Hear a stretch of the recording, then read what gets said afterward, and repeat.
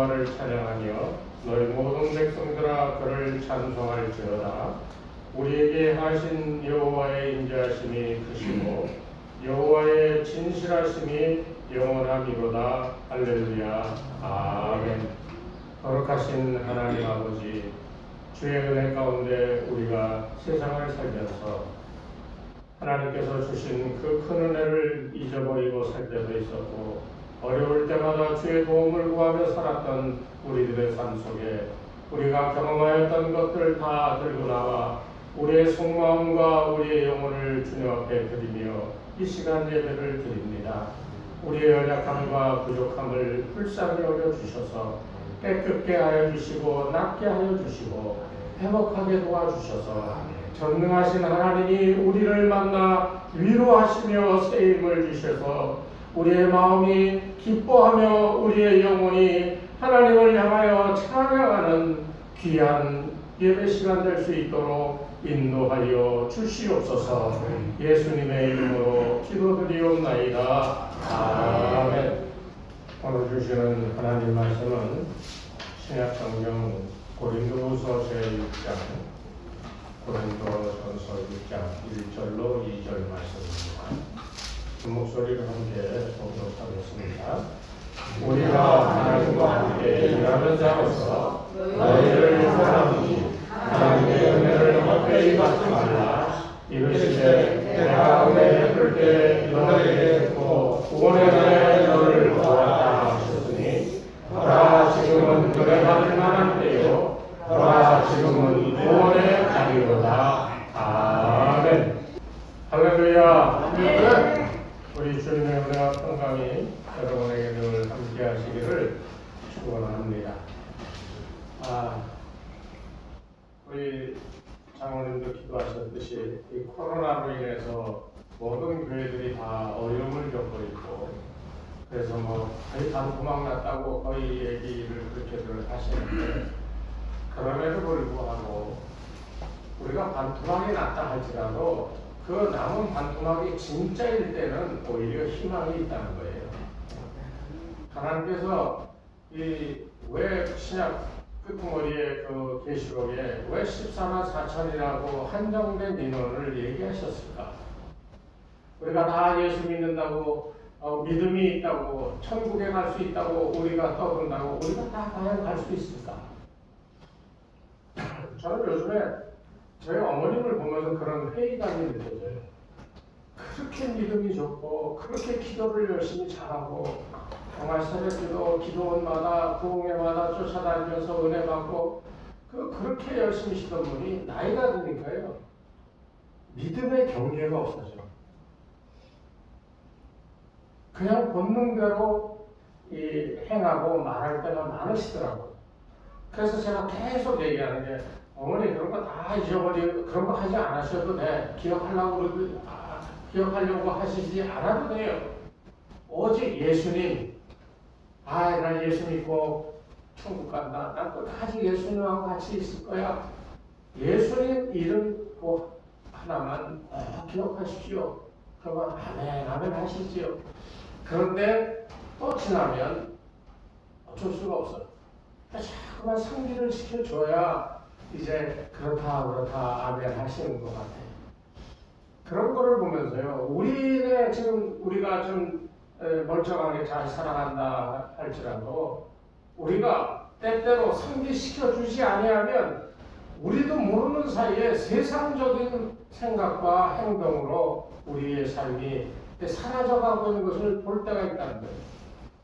제가 볼 때는 참 그런 경우가 많아요. 저 역시도 마찬가지고 이게 옳은 길이다, 이게 꼭 이렇게 해야 된다 생각했지만 해보니까 아니더라는 거예요. 뒤늦은 후회를 하고 회개를 하고 그리고 다시 시작을 하게 되죠.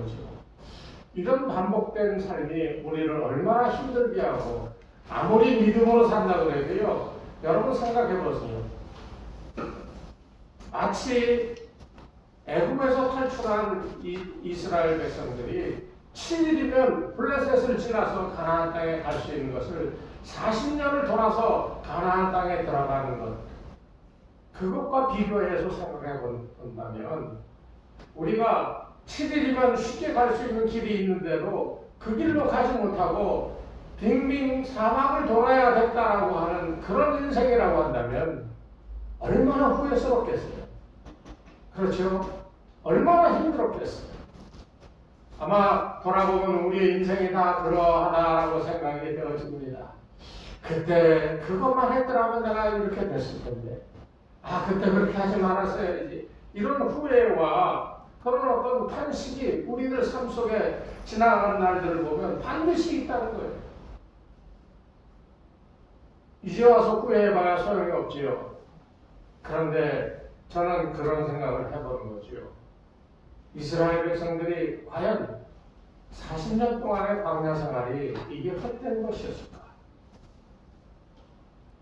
그것은 그 사람들이 허물도 있고 죄도 있고 연약하였기 때문에 훈련시킨다라고 하는 목적도 있었지만, 그러나 그거 이외에 하나님께서 그 광야를 통하여 이스라엘 백성들에게 하나님이 어떤 분이신가 하는 것을 깨닫게 하시고, 그리고 전적으로 하나님만 믿고 순종하는 백성들을 걸러내는 하나의 시험대였다라고 생각이 되어진다는 거예요. 그러니까 여러분 지금 내가 이 나이 먹어서 무슨 그런 생각하지 마시고요. 이제라도 지난 날들에 이렇게 저렇게 돌아왔던 그 힘들었던 인생들은 하나님께서 내게 있는 더럽고 추악하고 하나님과 함께 할 수 없는 것들을 걸러내시는 그런 귀한 역사고 귀한 은혜였다고 생각하시고요. 지금의 나는 하나님께서 오늘 말씀대로 2절 그랬잖아요. 너에게 듣고 구원의 날에 너를 도왔다. 그렇기 때문에 지금 지난 날들이 어떠했든지 간에 하나님께서 나를 도와서 나를 구원받게 해주셨으니까 지금은 은혜 받을 만한 때요. 구원의 날이다. 그러니까 우리의 지난 날들은 이런 바로 구원의 날, 은혜 받을 만한 때인 오늘을 살아가기 위하여 지난 날들을 40여 년 광야를 돌던 이스라엘 백성과 같은 이런 삶을 우리가 살아왔을지도 모른다는 거예요. 그렇기 때문에 우리의 생각은 오늘 과거가 어떠하든지 간에 오늘 하나님께서 내게 말씀하시면 내가 너를 구원하였다. 자, 이제 오늘 내가 너에게 구원을 선포하니 너는 오늘 나의 이 선포를 통하여 은혜 받고 그 은혜로 다시 새 삶을 살아갈 수 있는 이런 은혜가 능력이 나타나기를 원한다. 오늘 하나님은 우리에게 그렇게 선포하시고 있다는 겁니다. 하나님께서 왜 우리에게 은혜를 주실까요? 성경을 보면 어디든지 은혜라고 하는 말이 빠지는 것이 없잖아요. 이 은혜가 왜 중요한가? 하나님께서는 왜 우리 인생들을 향하여 자신의 독생자 예수 그리스도를 희생시켜 가시면서까지 우리에게 은혜를 베풀어 구원해 주시려고 그랬는가? 성경은 다 하나로 얘기합니다. 주의 영광을 위해 우리로 살게 하시게 위하여서. 하나님 너무 이기적인 거 아닙니까? 우리가 하나님의 영광을 찬양하고 하나님을 위해서 살아야 돼요? 이렇게 얘기하는지 몰라요. 이게 사람들의 사고방식입니다. 그러나 앞에 전제되어진 것을 잊어버리면 그런 이 교만한 생각이 나오는 거예요. 하나님을 찬양하고 하나님을 위해 살게 하시게 만들어준 것이 누굽니까? 하나님이세요. 오늘 말씀하시는 것처럼 은혜 베풀 때에 너에게 듣고 구원의 날에 너를 도왔다. 하나님이 우리를 도와서 구원받게 하셔서 우리로 은혜 받게 해 주셨다. 그러기에 너희는 하나님을 찬양하며 하나님을 위해 사는 삶을 살아가야 된다라고 하는 거예요.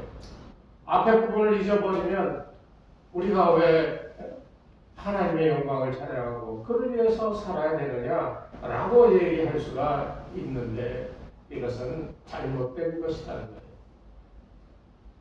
오늘 이 말씀을 통하여 여러분은 하나님이 여러분을 친히 도우셔서 여러분을 구원하셨고 은혜 받는 날들을 살아갈 수 있도록 여러분과 함께 하심을 반드시 믿으시기를 바랍니다. 그런데 오늘 여기 성경 말씀을 보면 1절은 참 우리에게 귀중한 교훈을 줍니다. 우리가 하나님과 함께 일하는 자로서 너희를 권하노니, 그 다음에 뭐라고 그랬어요? 뭐라고 그랬다고요?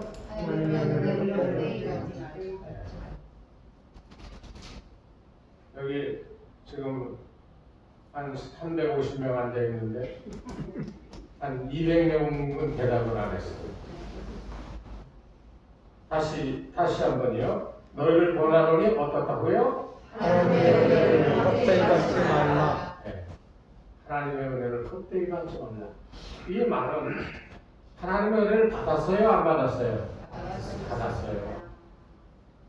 받았는데 헛되게 우리가 우리의 욕심대로 받은 은혜를 사용하지도 못하고 사용한다 할지라도 잘못 사용하는 그런 것을 우리에게 얘기하고 있는 거예요. 그렇기 때문에 은혜 받을 때가 있고요. 그리고 은혜 받은 사람들은 그 은혜를 받고 기회를 놓쳐서는 안 된다는 거예요. 은혜를 왜 하나님이 베풀어 주셨겠어요? 우리가 쉽게 생각하기를 내 삶의 필요를 위해서 하나님께 간구하였더니 하나님께서 나를 도와주시기 위하여 이렇게 은혜를 베풀어 주셨다. 맞아요. 그런데 그보다 더 중요하고 더 앞서는 한 가지 사실이 있는데, 내가 어렵고 힘들어서 하나님께 간구하였더니 하나님 그 기도를 들으시고 도와주셨다? 아니요. 이전에 하나님 우리를 알고 계시오. 우리의 사정과 형편을 아시오. 그렇기 때문에 하나님께서는 우리를 위하여 가장 좋은 것이 무엇인가를 하나님은 이미 우리를 향하여 생각하고 계시는 거예요. 그리고 부르짖는 사람들의 소리를 들어서 응답하여 주시는데 그 사람의 필요를 채워주는 것. 여러분, 내가 지금 빚을 져서 돈 1,000,000원이 없어요. 이거 없으면 나한테 끝장나. 하나님 이거 큰일 났어요. 1,000,000원만 주세요. 그래서 하나님이 1,000,000원 줬어. 그러면 우리가 뭐라고 그래요? 야, 하나님이 내게 1,000,000원 주셔서 빚 갚게 해주셨잖아요. 그 이전에 중요한 것은 하나님이 들으셨다는 거예요. 하나님이 알고 계셨다는 거예요.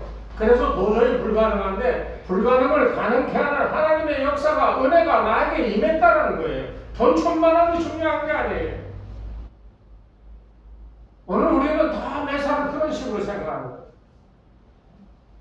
우리 아이가 아파요. 하나님이 이 아이 낫게 해주세요. 하나님이 모르시겠어요? 알지요. 그런데 하나님 우리가 부르짖어 하나님께 간구하기를 바라시는 거예요. 예? 왜? 그만큼 가까워지는. 내가 하나님의 이름을 부르며 기도할 때 우리는 하나님과 가까워지는 겁니다. 하나님이 나의 소리를 들으시는 거예요. 이 세상에 얼마나 많은 사람들이 동시에 하나님 하면서 기도하겠습니까? 그런데 누구의 기도는 들어, 누구는 이루어주시고 누구는 안 들어주죠. 그럴 때마다 어떤 사람도 그런 거예요. 하나님 불공평하시다는 거예요. 하나님 불공평하실까요? 왜 하나님 우리에게 부르시지라고 그랬어요? 그냥 큰 소리로 아버지 하나님 이게 아니라 우리의 심령이, 우리의 영혼이 간절하게 하나님 앞에 전달되어질 수 있는 우리의 모든 것을 다 하는 거예요. 그런 간절한 마음으로 하나님을 기도할 때 하나님 응답해 주시는 거예요. 그런데 그런 기도를 들으시는 하나님의 응답이 임하였을 때 우리는 내가 필요한 것을 주셨다 하는 것으로 끝난다고 한다면 하나님이 주시는 은혜를 헛되이 받는 겁니다. 여러분 그렇잖아요. 나 이거 해주세요 했는데 그거 딱 주면 야 이거 신기하다 이게 잘됐다 하고 처음엔 하나님이 응답해서 고맙다라고 하지만 그 손에 내 응답받아 주인 것 가지고 그거 갖고 또 자기의 삶을 살잖아. 그러니까 우리가 신앙생활하면서 잊어버리지 말아야 될 것들이 참 많이 있습니다만 여기에 제일 중요한 것은 하나님의 주시는 은혜를 이것을 잊어버리면 안 돼. 더 나아가서는 받은 은혜가 있어서 감사합니다 하고 그 은혜를 헛되게 이상하게 그렇게 사용해 버려서는 절대로 안 된다는 거예요. 세상에 한번 떠나면 돌아오지 않는 세 가지가 있다고. 첫 번째는 쏘아버리는 화살이라고.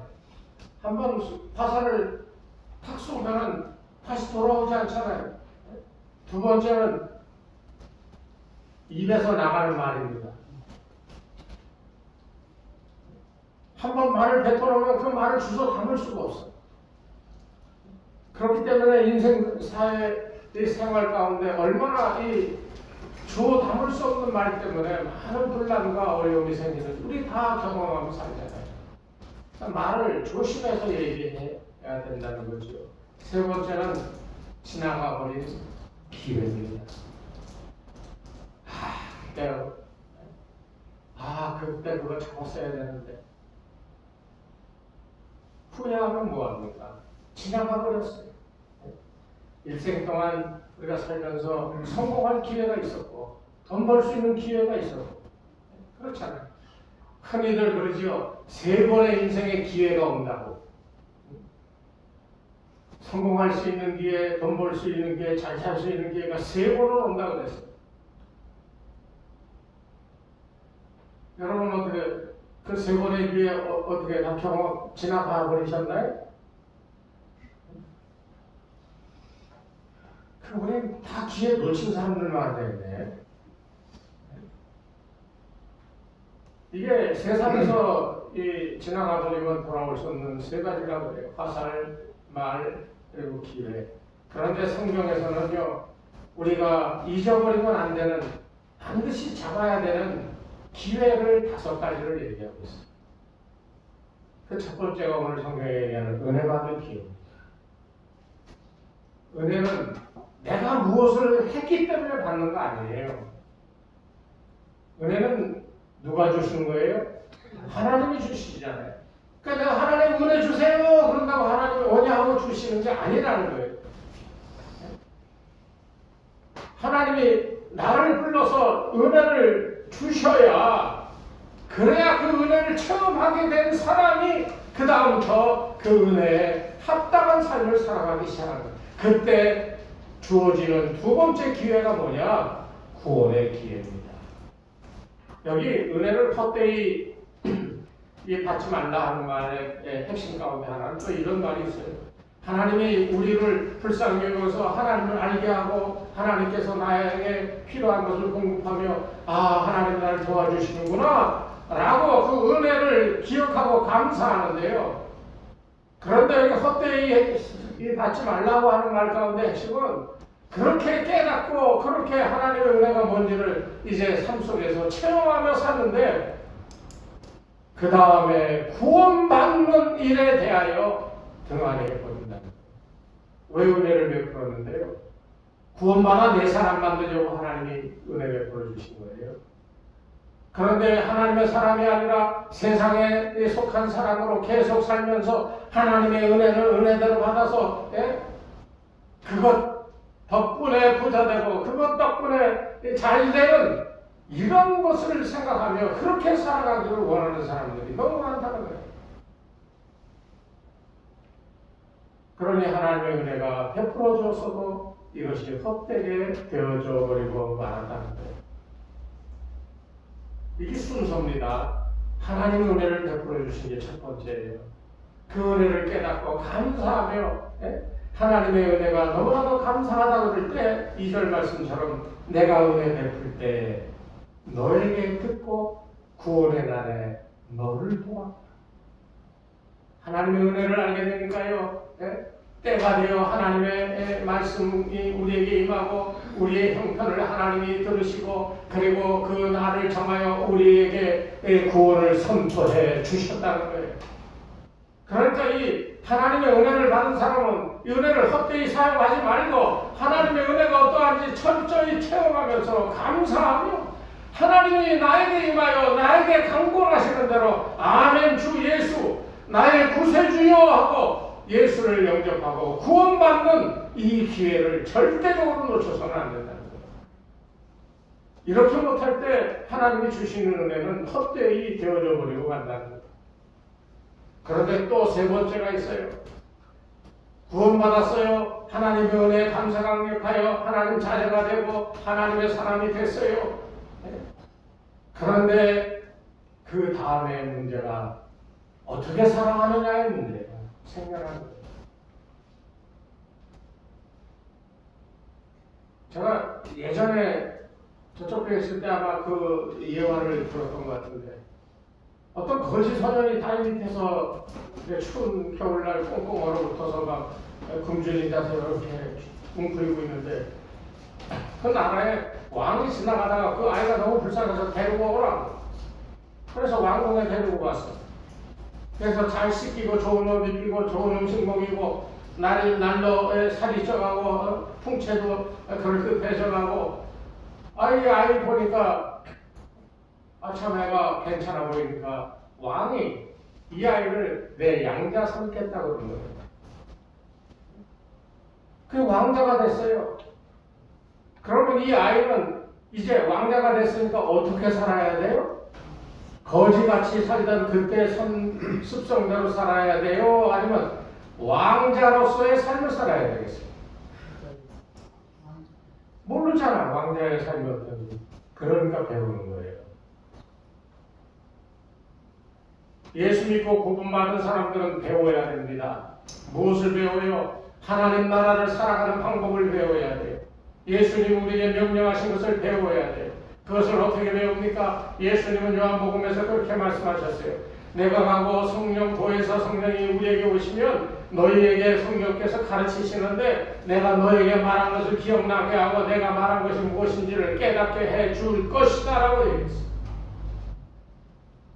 하나님의 은혜는요 단순하게 우리에게 뭔가를 좋은 것을 주는 것으로 끝나는 게 아니라 이 은혜는 계속하여 우리를 이끌어가 어떻게 해요? 구원의 확신의 자리에 이끌어갑니다. 그리고 그 자리에서 이제 하나님의 자녀가 되는 확신을 가지고 그리스도 예수의 종으로 제자로 또 그와 함께 이 땅을 살아가는 동안 성령 하나님의 도우심을 받아 이제 왕자로서의 삶이 어떤가 하는 것을 배워가며 그 방식대로 내가 살던 예전의 방식과는 전혀 다르지만 참 그거 하기 힘들지만 그러나 옛 습관을 버리고 왕자로서의 삶을 배우며 그대로 실천해가는 삶을 살아가며 배워진다는 겁니다.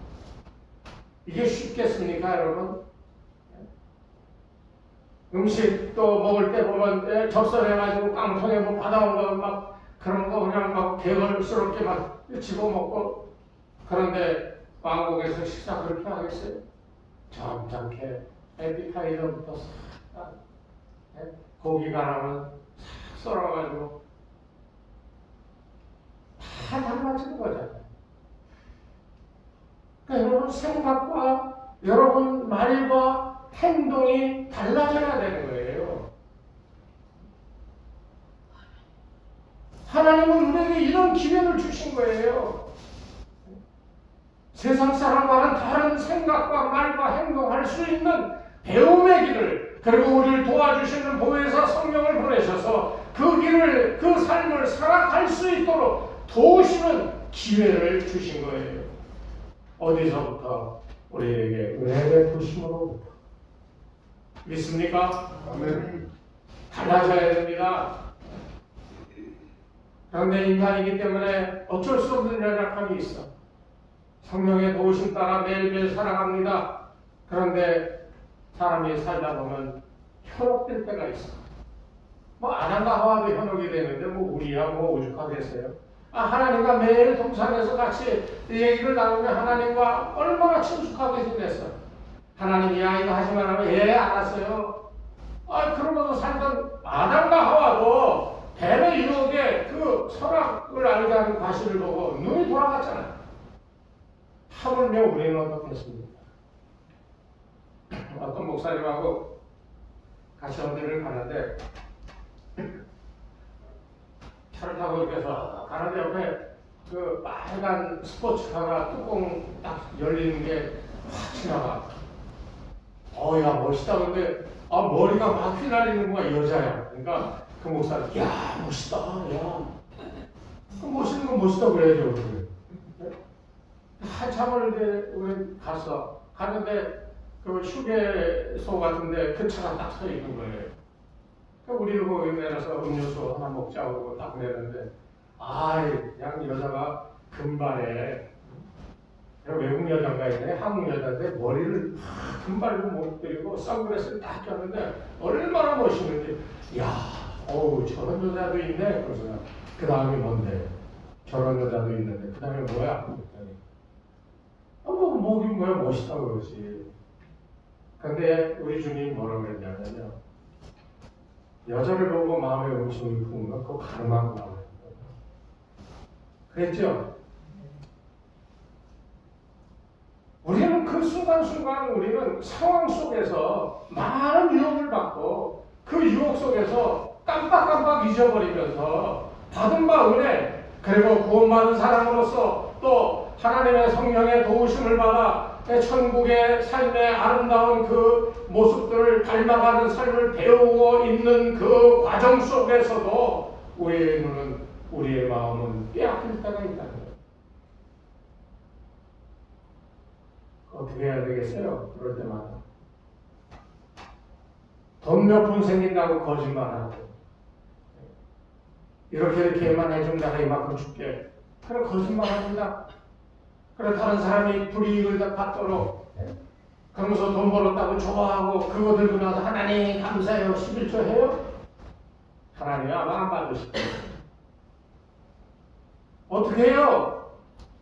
회개해야죠. 그러니까 이 하나님의 은혜는 우리에게 얼마나 큰 정말로 우리 일생에 아주 그냥 파노라마처럼 줄줄이 이어진 모든 삶의 사건들과 연결이 돼 있어. 은혜를 받을 만할 때 은혜를 받았어요. 그 은혜를 받으니까요 우리가 그 기회를 놓치지 않고 하나님의 은혜가 이런 거구나 깨달으니까 그 다음에는 하나님께서 우리의 마음을 주장하여 구원받게 해주시고요. 구원받게만 해주신 게 아니라 성령님을 보내셔서 우리로 천국의 자녀로 살아가는데 부족함이 없도록 가르치고 인도해 주시는 그런 기회를 우리가 얻었어요. 그리고 살면서 허물과 죄 실수할 때마다 깨닫게 하실 때 그때마다 회개할 수 있는 은혜를 주시는 거예요. 얼마나 귀중합니까? 회개할 수 있는 이 기회를 주셔요. 우리가 알아야 돼요. 우리가 허물과 죄가 있고 그것으로 인하여 깨달아 회개할 때마다 우리의 믿음의 또 우리의 삶의 모양이 한 발자국씩 한 발자국씩 천국 생활에 가까워진다는 사실을 아셔야 됩니다.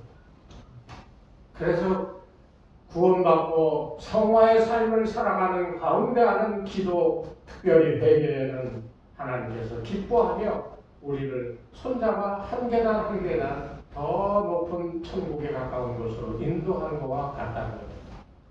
그러니까 여러분 고집 부리지 마시고요. 잘못한 거 있으면 여러분 다른 사람한테 인정 안 하고 싶고 하지 마세요. 그러나 하나님 앞에 나와서 잘못에 대해 인정하고 회개하십시오. 그러면 하나님께서 이끌어 주세요. 심지어는 저 사람과의 관계에 껄끄러면서 이 사람한테 잘못했지만 내가 잘못했다고 얘기도 안 하죠. 하나님과 회개를 하고 그 앞에서 은혜를 입으면요 그 사람과의 관계도 좋아집니다. 그게 다 하나님의 역사거든요. 그러니까 회개하는 기회를 놓치지 말아야 돼요. 그러면서 천국의 삶을 살아가는데요. 거기에 이제 우리의 삶은요. 예수 믿고 성령님의 도우심을 받고 구원받은 사람이라고 한다면 반드시 행해야 될 것이 하나 있어요. 교회에서든 사회에서든 가정에서든. 그게 뭐냐? 봉사입니다. 봉사. 봉사라고 그러니까 뭐 교회 나와서 뭐 주방에서 뭐 설거지하고 밥 짓고 뭐 이런 걸 봉사 그렇게만 생각하시는데요. 이 봉사는요. 받은 게 있기 때문에 주체할 수가 없어.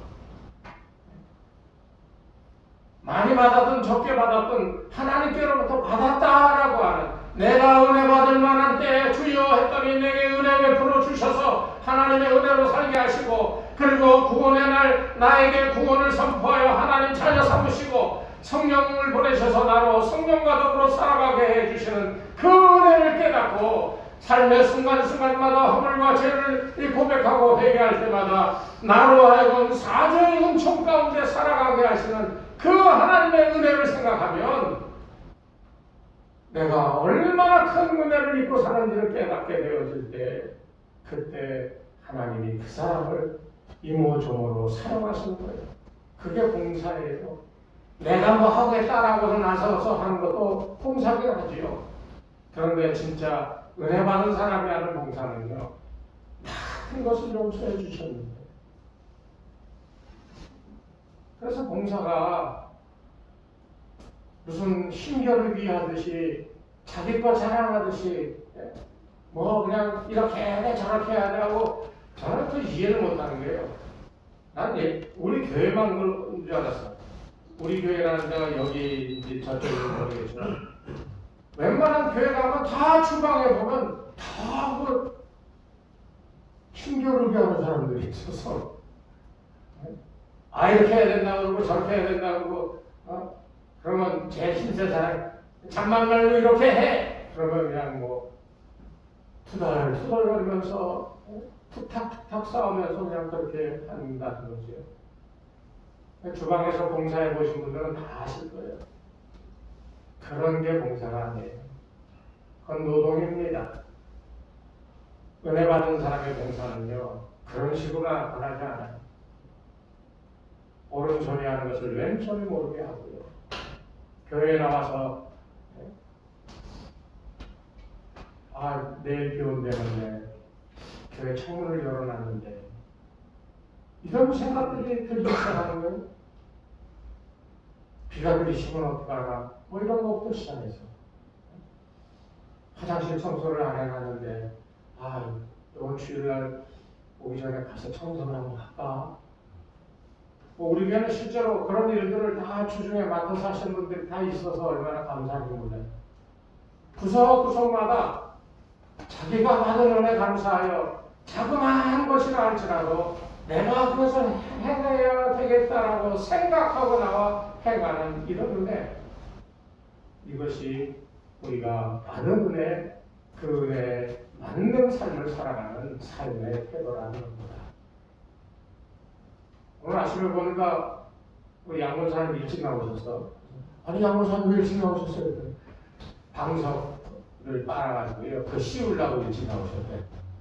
그런데 얼마나 감사한지. 양문사님이 조금 삐지실래나 이런 말하면 좀 무거우셔서 움직이시는 게 더딘데 제일 먼저 나오셔가지고 그거 기도하면서 그걸 하시더라고요. 얼마나 감사해. 자기가 할 거, 남이 할 거 구별 짓는 게 아니에요. 눈에 보이면 하는 겁니다. 내가 할 수 있다라고 마음에 생각이 들면 하는 거예요. 남의 눈치 볼 필요 없어요. 또 그러고 하는 사람 보고 누가 너 왜 그렇게 해 저렇게 해 이런 소리 할 필요도 없어요. 진짜 봉사는요, 은혜가 어떻다라고 아는 사람이 그 행하는 게 봉사인 거예요. 헌금하는 것도 마찬가지예요. 은혜를 받아왔어야지 감사하는 마음이 있죠. 하나님이 나를 이렇게 세워주시고 크게 해주신 그 경험, 그 하나님의 놀라운 축복과 은혜를 경험해 봤어야 헌금도 드리고 봉사도 하고 가지. 교회가 교회로서 능력이 있게 자라가려면요, 은혜 받은 사람들이 있어야 됩니다. 제가 아는 저쪽 다른 노예인데 교인이 반이 떨어졌어. 거기도 삼각교회예요. 인원이 한 30명 정도밖에 안 되는데 원래는 한 70명 가까이 됐는데 세도 제대로 못 내고 우리랑 비슷하죠. 그런데요, 남은 30명들이 모여서 얘기하는 거예요. 우리는 끝까지 하나님의 은혜로 여기에 남겨주셨으니 이제는 우리가 할 일이 얼마나 큰지 우리 스스로 알아야 되겠다. 우리가 더 열심히 일하자. 우리가 더 많은 헌금을 드리고 우리가 더 많은 봉사를 하고 그래서 이 교회가 살아날 수 있도록 우리가 다 결심하자. 그랬더니 손을 한 사람이 나는 직장이 없는데요. 하나님이 직장 주실지 어떻게 합니까? 나는 나이가 많아서 못합니다. 할 일을 하나님이 지정하고 깨닫게 하시면 그 일을 할 수 있지 않습니까? 서로 그러면서 이제 직장이 없는데요 하는 분은 직장이 생겼어. 나는 나이가 많은데 하는 걸 나와서 강대상 피아노 걸레질. 이러면서 힘을 내서 그 남은 사람들이 그 일들을 맡아서 자기가 할 수 있는 것 하다 보니까요. 숫자는 뭐 많아지진 않았지만 교회가 어려움을 충분하게 넘길 수 있는 그런 힘이 생겼다는 겁니다. 제가 그 얘기 들어서 참 감동적이다라고 생각이 들었습니다. 저는 오늘 여러분들은 하나님의 은혜를 입은 사람들이에요. 은혜를 입어서 그 은혜를 입었다 줬다 하고 끝나고만은 이런 헛되이 은혜를 받은 사람이 아니라 하나님의 말씀이 여러분에게 임하여 구원을 이루게 하시고 성령을 보내셔서 천국 백성으로 살아가게 만드시고 그리고 살아가는 내내 실수와 허물과 죄 가운데서 회개하여 사죄의 은총까지도 더 깊게 하셨고 그 은혜가 감사하여 봉사의 일을 해가면서 살아가게 하신 분임을 여러분 스스로 반드시 믿으시기를 바랍니다. 이게 돼야 이 은혜를 받고 구원받고 성령의 도우심을 받고 회개하며 사죄의 은총을 받고 봉사하는 이 삶이 우리들 가운데 이 습관화되어져서 그게 제2의 삶이 되어 그렇게 살아갈 때 그 다음에 그렇게 우리가 바라고 원하는 축복받을 기회를 얻는 겁니다. 이런 가정 다 무시하고 주시는 은혜를 헛되이 그냥 사용하며 그렇게 하면서 받을 복만 달라고 하면 절대로 이루어지지 않는다는 거예요. 명심하십시오. 여러분에게 하나님의 은혜가 임했습니다. 구원이 임했습니다. 성령님이 임하셨습니다. 그리고 여러분을 인도하여 죄 가운데 회개하여 이 사죄의 은총을 경험하게 하시며 그래서 진정으로 은혜 가운데 주신 은혜대로 봉사하게 되어졌음을 굳게 믿으시고 지금까지 내 삶이 그러하다 깨닫고 앞으로도 그렇게 살 것이다 하고 다짐하시기 바랍니다. 그래야 축복이 임하는 거예요. 저는 우리 성도님들 정말 복받기를 원합니다.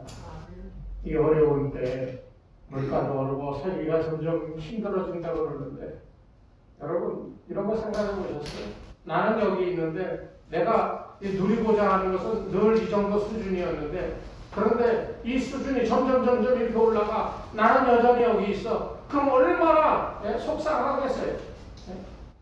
예전에는 100만 원만 가지면 내가 누릴 거 다 누리고 그렇게 살았어.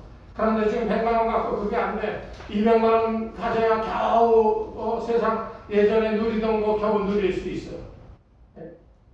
그런데 나는 여전히 100만 원밖에 없어요. 어떻게 하겠어요, 여러분? 아무리 발버둥 쳐도 이게 안 된다고 한다면 여러분 어떻게 하겠어요? 누리고자 했던 그 높이를 낮춰서 나에게 맞춰야죠. 그리고 그 맞춰진 상태를 만족해하며 살아야죠. 안 되는 것을 어떻게 하겠어요? 만족함을 누리는 가운데 여기 하나님의 기가 막힌 반전의 역사가 있습니다. 예수님은 괜히 이 땅에 내려오셨어요. 하나님이신 분이 육신을 입고 이 땅에 내려오셨잖아요. 그래서 사람들과 살며 사람들에게 핍박도 받고 손가락질도 받고 욕도 받고 나중에 매질도 당하고요. 십자가에 달려 죽으시기까지 했잖아요. 무엇으로? 사람으로서. 그런데 반전이 있었잖아요. 부활하셔서 만왕의 왕 만주의 주가 되시는 하나님 높이 들어 올려 사용하시는 그래서 모든 사람들로 그를 따르는 이들을 다 구원하는 역사가 생겨난 게 아니겠습니까? 여러분 그러니까 꼭 기억하세요. 여러분 받은 은혜를 헛되이 사용하지 마세요. 여러분의 이 은혜는 여러분을 구원의 길로 인도하였고 구원의 확신을 이루게 하시고 성령님을 보내어 하나님 나라 백성으로 살게 하시는 역사가 있었고요. 그리고 우리의 생활 속에 허물과 죄를 다 하나씩 광야 40년 동안 허물과 죄를 다 그리고 하나님 나라 이 가나안에 들어갈 사람들만을 이 정의의 요원들 하나님 말씀에 순종하는 사람들만을 이 만들어 갚으러가게 하셨던 것처럼 우리로 회개하며 우리 가운데 있는 더러움과 죄를 다 내어놓고 씻음 받으며 하나씩 하나씩 암세포가 이만큼 다 퍼졌는데요. 마치 회개할 때마다 이 암세포가 요만큼씩 줄어드는 거나 마찬가지. 예? 그렇게 생각하시면 쉬워요. 그래서 감사해서 봉사할 때 그때 하나님은 야, 이 사람 내 뜻대로 나를 위하여 이렇게 하는구나. 이 사람이 더 큰 일을 나를 위하여 더 큰 일을 하기 위해 내가 이 사람을 축복해 주어야겠다라고 하나님이 우리에게 오늘 말씀을 통하여 명령하고 있습니다. 여러분 축복받기를 원하시면 꼭 기억하세요. 받은 바 은혜를 헛되이 사용하지 마시고 하나님 원하시는 하나님을 찬양하고 그를 기뻐하는 일로 여러분의 삶이 충만하시기를 주의 이름으로 축원합니다. 하나님 아버지 감사합니다. 우리가 죄인 되었을 때에 저 세상과 어두운 곳에 있을 때 하나님이 우리를 불러내어 하나님의 은혜 가운데 살게 하신 그 큰 사랑을 감사드립니다.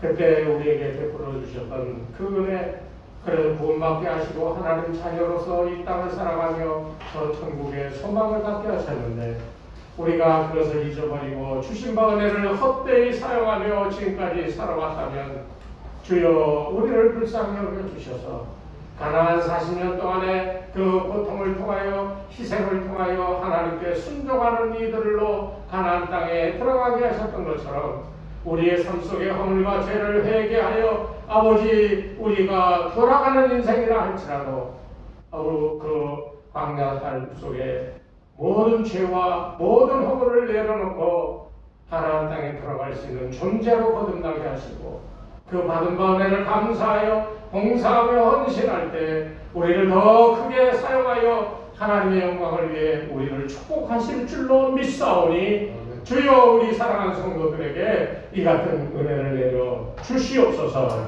이제는 우리 주 예수 그리스도의 은혜와 하나님 아버지의 무한하신 사랑하심과 성령님의 감화감동 인도하심이 이 시간 머리 숙인 주의 백성들 위해 저들의 가정과 자녀와 그 생업 위에 이 교회 위에 이제로부터 영원토록 함께하옵시기를 간절히 축원하옵나이다.